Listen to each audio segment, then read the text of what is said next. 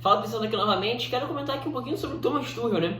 Hoje ele foi eleito o melhor técnico do mês de outubro, né? Foi o meu voto, inclusive. Fiz um vídeo comentando aí sobre os indicados na semana passada, se você quiser conferir. E pra mim ele foi até, com certa folga, o melhor técnico desse mês, aí, o que mais somou pontos, né? Não necessariamente em termos de pontuação, de fato foi ele, né? E, se não me engano, fez 14 gols, sofreu apenas um gol, enfim, os números foram muito bons. Mas assim, acima de tudo, eu acho que é a questão do conseguir encontrar alternativas em um mês que foi complicado para o Chelsea, que seria complicado para o Chelsea, né? Mês de outubro, também ele pegando esse iniciozinho de novembro, acho que dá para falar também do jogo contra o Burnley, por exemplo, que foi agora em novembro, né? E os jogos de Champions League também foram todos jogos que, todos não, né? Mas muitos dos jogos foram muitos de cenários muito parecidos ali, né? Daqueles jogos mais encaixadinhos, que foram os jogos mais difíceis para o Chelsea na temporada passada, né? Quando tinha que enfrentar um time com uma defesa postada ali, comentei sobre isso, inclusive, no vídeo das expectativas do Chelsea para a temporada 21-22, né? Para essa temporada aqui, né? Enfim, não é só dificuldade, não é só o Chelsea que tem dificuldade enfrentando uma defesa encaixadinha ali, fechada, aquele bloco mais baixo e tal. Essa é a grande dificuldade do futebol mundial, gente, né? Todos os times do planeta têm dificuldade de furar uma defesa fechada, né? Com o Chelsea não seria diferente, né? E nessa temporada mais situações como esta se apresentariam para o Chelsea, né? E foi interessante nesse último mês, pegando novamente aí, repetindo, o iniciozinho desse mês, também contando com jogos de Champions League e tal, né? Até por conta das lesões também. E seria interessante ver como é que o Chelsea iria reagir nesses cenários, né? Como é que o Tuchel iria encontrar as alternativas. E ele, assim, nessa temporada especificamente, vem se mostrando assim, uma capacidade de leitura de jogo, de conseguir resolver os problemas, digamos assim, nas partidas, muito interessante. Né? Naquele segundo tempo contra o Liverpool, por exemplo, no jogo contra o Tottenham, a entrada do Kanté, que muda completamente a partida, né? E faz com que o time tenha um maior volume ali para pressionar a equipe do Tottenham mais alto, e o jogo vira, né? Muda a partir disso, e depois o placar fica até um pouco mais elástico ali de 3-0, né? No jogo contra o Liverpool, como eu falei, né? A questão do posicionamento das linhas e do número de jogadores por linha, quando estava com a menos, enfrentando um Liverpool que atacaria de uma determinada forma, né? Foi muito importante aí tentar limitar ao máximo o espaço que o Salah e o Arnold principalmente teriam, tentando armar por dentro ali, já que o Liverpool carece um pouco de amplitude pelo lado, por exemplo, né? Então, só para citar dois exemplos dos jogos maiores, digamos assim, mas já ia para pegar, antes desse último mês, exemplos menores, digamos assim, em outros jogos, né? Mas principalmente assim, a questão da leitura do jogo. Ele faz muito bem isso, talvez seja o técnico que mais faça bem isso no momento no futebol mundial, né? E é muito diferente, por exemplo, do Guardiola, do Klopp, né? Que muitas vezes condicionam os jogos ao seu estilo. E o Tuchel não. O Tuchel é um cara que parece mais versátil no sentido...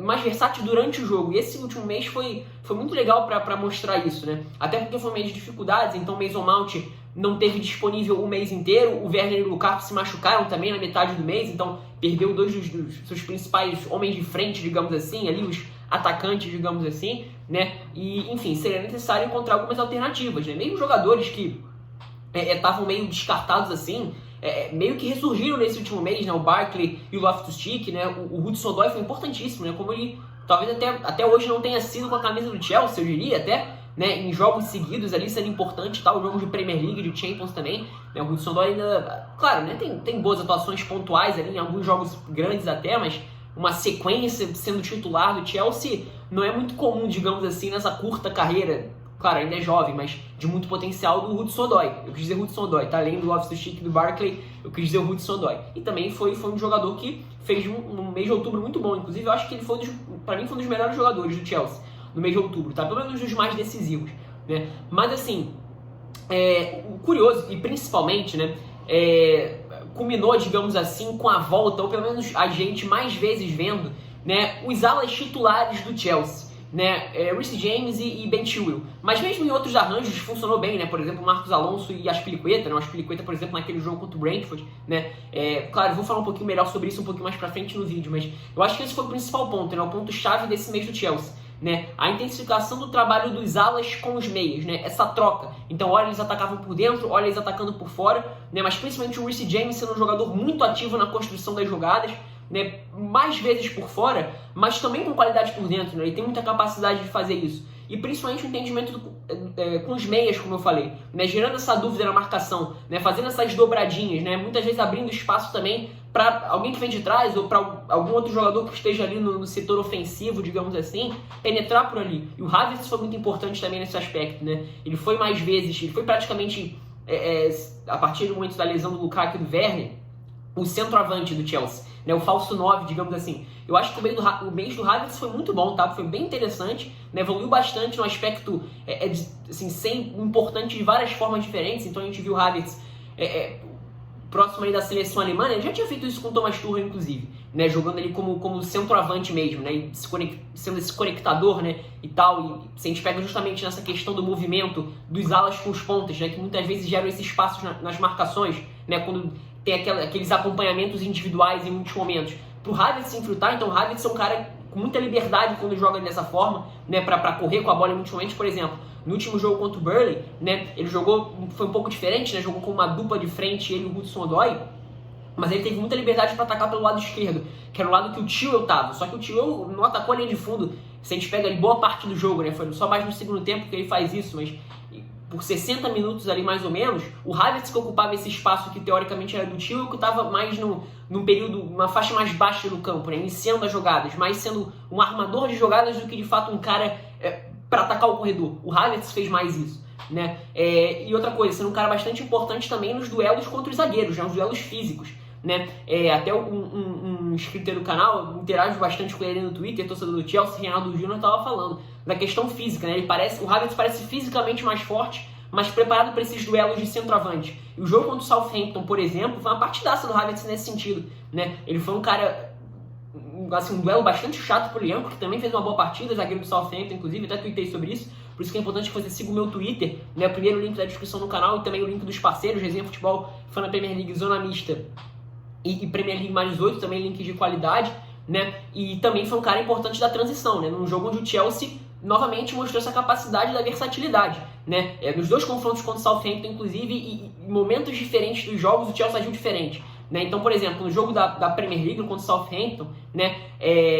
O Southampton é um time que pressiona muito bem, né? Pressiona muito bem, uma pressão muito organizada lá no alto, né? Então o Chelsea conseguia explorar muito da profundidade do Timo Werner, atacando ali o corredor pelo lado direito, ele jogando com uma dupla do Lukaku para escapar dessa pressão, né? E já no decorrer do jogo, né, boa parte ali da reta final do segundo tempo, até um pouquinho mais, até metade do segundo tempo e tal, né, já foi um jogo mais encaixado depois da expulsão do Ward-Prowse, né? O Chelsea já teve que fazer um jogo um pouco mais de paciência, né? Ele coloca o Mount, consegue colocar o Mount, coloca o Barkley também. O Barkley funciona bem como esse quebrador de linhas, com um belo passe. O Barkley foi um jogador importante também nesses últimos jogos de outubro e primeiros jogos de novembro, né? Por exemplo, no jogo contra o Burnley, o Barkley funcionou muito bem, não só para transição em velocidade, até no jogo contra o Newcastle também, como também um cara para receber nas costas dos volantes em muitos momentos, né? Para ser esse cara que justamente recebe esse passe vertical, né? Ali atrás da linha adversária, para girar e a partir disso encontrar o passe para a jogada progredir. Isso é bastante interessante, né?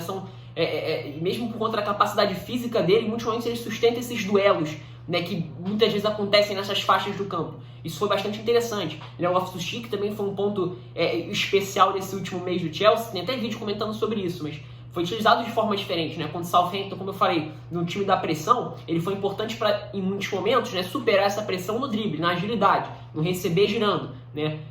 Contra o Brentford, e foi até, novamente, né, o Tuchel mostrou uma alternativa, né, que foi jogar com um trio de meio-campistas, né? Ele quase sempre, sei lá, 95% das vezes ele jogava com uma dupla de meio-campistas, né? Era um 3-4-3, 3-4-2-1, mas enfim, o miolo de meio-campo eram dois homens de meio-campo. Nesse jogo ele entrou com 3, e o Loftus-Cheek sendo esse cara da base do meio-campo, né? O cara que recebe a bola dos zagueiros, né? E a partir disso estrutura jogadas, né? E mesmo nesse jogo, né, a gente viu essa questão da movimentação pelos lados. Então o Azpilicueta muito com o Kanté, na ausência de meias, digamos assim, ou de pontas, né? O Kanté fez esse papel do cara para apoiar as jogadas com as alas e a partir das movimentações tentar tirar alguém de posição, né? E o lance do gol do Chilwell, inclusive, que é outro ponto que foi interessante, né? Foi um cara importante em termos de gols, né? Vem de uma participação do Azpilicueta com o Kanté se entendendo por ali na armação das jogadas, né? O Chilwell, como eu falei, né, nesse último mês, foi muito mais um Chilwell jogando por dentro, atacando as costas dos meio-campistas adversários nessas jogadas de transição do Chelsea, para definir as jogadas ali na entrada da área em muitos momentos. Muito mais do que um lateral ali com a cara do lateral, com a cara do ala, né? O Chelsea joga com alas, né? Então, assim, foram várias alternativas interessantes, né? O Reece James aí, talvez eu até tenha falado um pouco menos dele, mas o Reece James foi também um dos jogadores de mais alto nível do Chelsea nesses últimos jogos, né? Especialmente a partir ali da metade do mês de outubro, na partidaça contra o Norwich, excelente jogo contra o Newcastle, né? Foi muito bem contra o Burnley, fez uma partidaça, e com números muito expressivos também, né?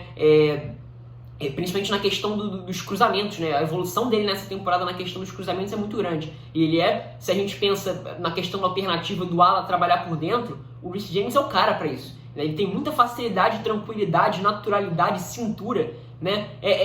Para muitas vezes encontrar esses espaços, trabalhar com a bola nesses espaços menores, ali, na faixa mais próxima do meio campo, né? Então, e claro, né, uma última coisa, talvez você chame um pouco menos de atenção, mas não dá para deixar de falar, né? A questão dos zagueiros muito ativos na construção. Eles sempre foram com o Thomas Tuchel, né, nesses últimos no período ali, se a gente pega a segunda metade de 2021, né, os 6 meses aí iniciais do Thomas Tuchel, que culminam aí na campanha, na vitória da Champions League, os zagueiros foram importantíssimos, né, para muitas vezes lançar em profundidade os meias, né, o Havertz, o Mason Mount, até o Werner em muitos momentos, o Pulisic para receber girando e tal, quando os meio-campistas eram muito pressionados.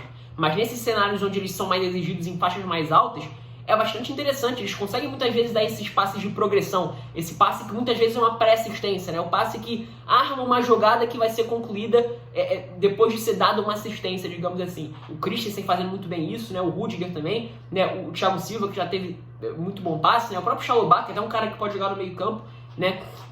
E isso é muito interessante, né? Isso mostra um elenco coeso com as ideias do treinador, que são muitas, né? Que na minha opinião esse é o ponto principal, justamente a questão das alternativas. Então foi um Chelsea que enfrentou dificuldades em termos de elenco nesse último mês e iniciozinho desse mês de novembro, né? Bastante dificuldades em termos de elenco, de jogadores importantes se machucando, e conseguiu reagir, né?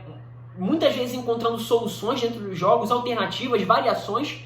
E talvez, novamente, o que chame mais atenção tenha sido justamente o papel dos alas com os meias abertos, digamos assim, e também da participação de jogadores que até então estavam meio que esquecidos, né? O Loftus-Cheek, o Ross Barkley, o Hudson-Odoi, como eu falei, participando muito bem, seja para ser o cara para fazer jogada de linha de fundo em alguns jogos, né? Buscar ali a linha de fundo com mais qualidade e bater para dentro da área, né? Mas em muitos momentos causando esse problema da diagonal, né? Das jogadas em diagonal. Ele talvez seja o único jogador do Chelsea nesse momento que tem esse perfil de fazer essa diagonal incisiva, digamos assim, né? Ele fez vários bons jogos dessa forma, né? No jogo contra o Newcastle, né? No jogo contra o Norwich, ele foi muito bem nesse sentido também, na minha opinião, talvez tenha sido o principal jogador do setor ofensivo no momento em que o jogo ainda estava um pouquinho mais difícil, digamos assim, onde o jogo ainda não estava completamente batido. É importante ter uma alternativa desse estilo de jogador, né?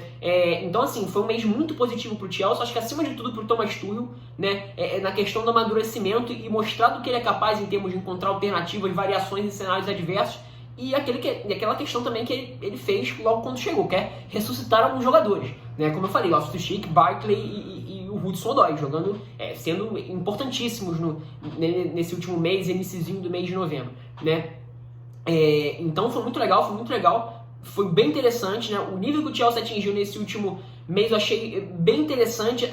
Talvez assim, possa ter decepcionado alguns torcedores do Chelsea, mas eu acho que acima de tudo a questão de ter encontrado alternativas, né? Quando o seu técnico consegue encontrar justamente alternativas, variações nesses cenários mais difíceis, é porque ainda tem coisa para acontecer, ainda tem como crescer mais esse time, né? E, enfim, aquela minha dúvida que eu tinha no início da temporada, se o Chelsea ia conseguir dar esse salto nesse sentido, de superar os adversários nesses cenários de defesa mais fechada, encaixada principalmente, que foi o que apareceu nesse último mês, parece que minha dúvida está sendo sanada, né? O Chelsea, ao que tudo indica, vai superar esse obstáculo que foi talvez o principal ponto aí da temporada passada, né? Em termos coletivos e questão de funcionamento ofensivo, de construção, principalmente, né? Então é isso, sinta-se para concordar ou discordar nos comentários, agregar qualquer coisa caso você queira, dar um like se você gostou desse vídeo, se inscrever no canal se você gostou desses e dos outros vídeos, compartilhar com seus amigos para fazer o canal chegar a mais pessoas, e tendo feito tudo isso, clicar no sininho para receber as notificações